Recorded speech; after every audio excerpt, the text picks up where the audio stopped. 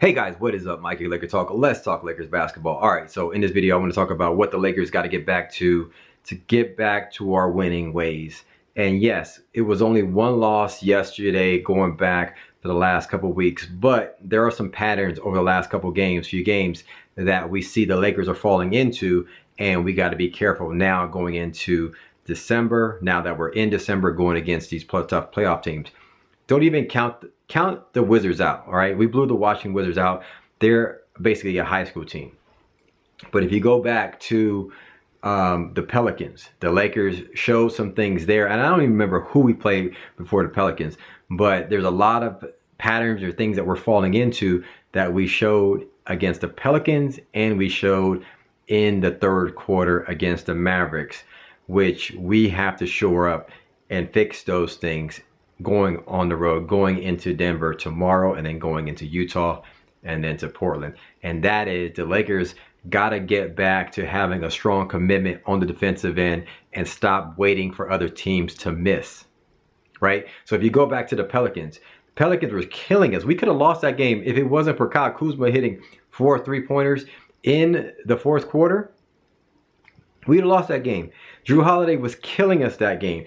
They were killing us that game. Why? Because it was a lot of waiting around, a lot of taking plays off, waiting to see if they miss.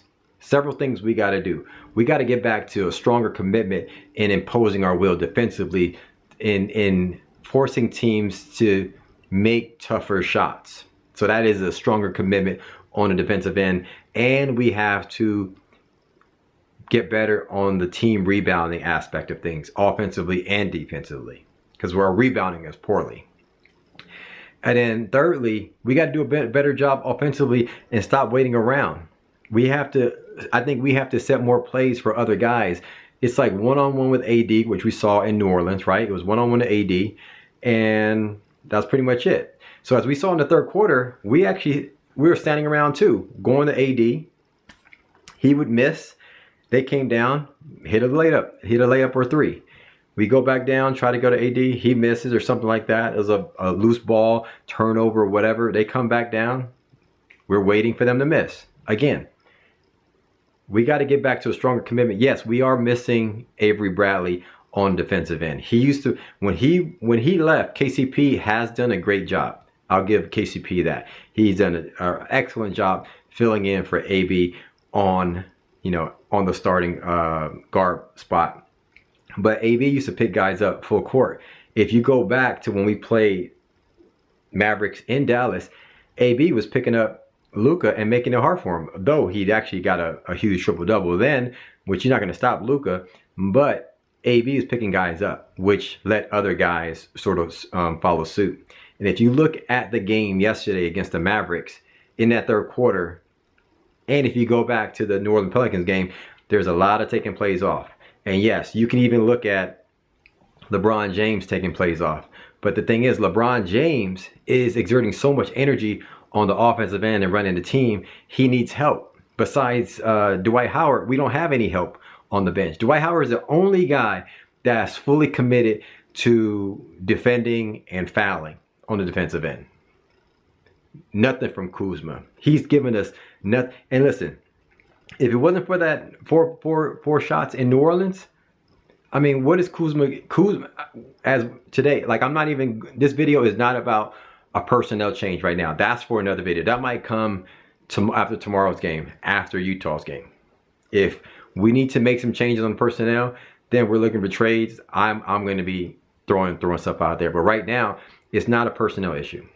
Right? Yes, we're not getting anything from Kuzma, but if we don't get anything defensively from Kuzma, he's got to give us something on the offensive end.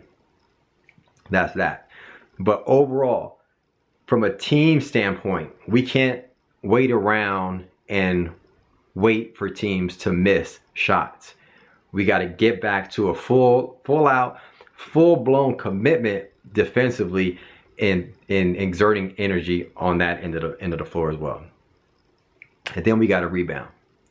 And then we got to have more of a flow, more plays for other guys we got to get some more open looks on the three-point side of the ball. We can't be going into 80 all the time. We got to run some plays and get guys open and hit some more, you know, draw, penetrate more and kick. Penetrate more and kick. When we do that, guys are wide open, they're in the flow of things, and we get better looks at the 3. But having said that, we were at home, Sunday game, midday. We were tied at the half, or at least close at the half. We never thought that the Mavericks would pull away. So everybody was waiting around, waiting for them to miss. Like if you watch the third quarter, everybody's waiting around for somebody to miss. But that's why I think going into Denver, our antennas will be up, and I believe we'll play much, much better in Denver.